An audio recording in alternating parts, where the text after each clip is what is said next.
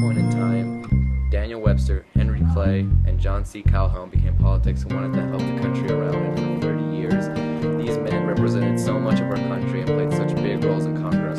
These, of course, were still the early days of our Congress. Around this time, we had James Monroe become our president, and on his second term, no one opposed him because of the fact that the Federalist Party had completely disappeared. But back to Clay, Calhoun, and Webster. As they started issues concerning the National Bank and foundation system, people thought we wanted to bank more people, saw that this bank was what we needed to help our economy, and boy was I right. Surprisingly, after the war, we were still able to get goods from England, even after the war. I mean, our luck. Even though British business owners competed with our American businessmen, at least we had goods from Britain again. Around then, our southern brothers and sisters were having issues with factories and the new tariff.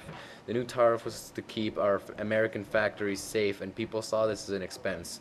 Then something amazing happened. Clay had created the American system, which back then, if it was created, it would have been our lifesaver. But Congress never put it into place, which was such a mistake on their part.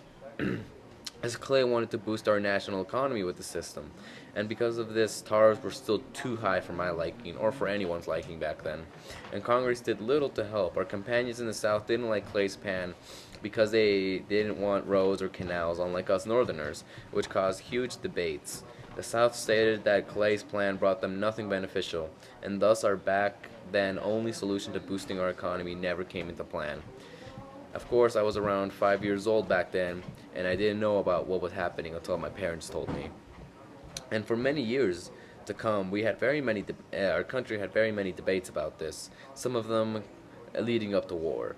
Us Northerners wanted this for the whole Union, but the South wouldn't allow it, leading us back to debate, and causing the South to get annoyed and declaring war eventually. We got the bank back, but we never got Henry's plan, which was unfortunate to know. And I hope you people in our new century will change and help this country's economy stay balanced. After the War of 1812, we Americans felt that we could expand our country. Our president at the time, James Monroe, wanted unity, which is something a president hasn't done since George Washington.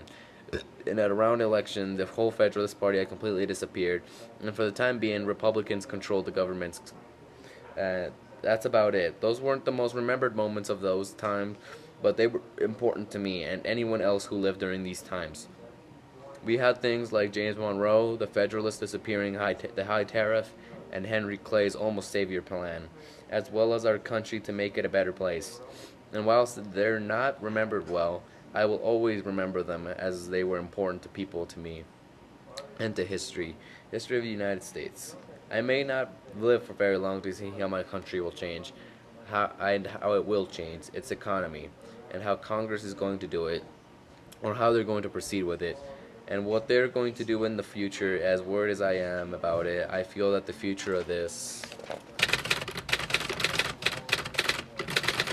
country is in safe hands. Thank you, James Monroe, Henry Clay, and everyone else in this point of time for changing the world.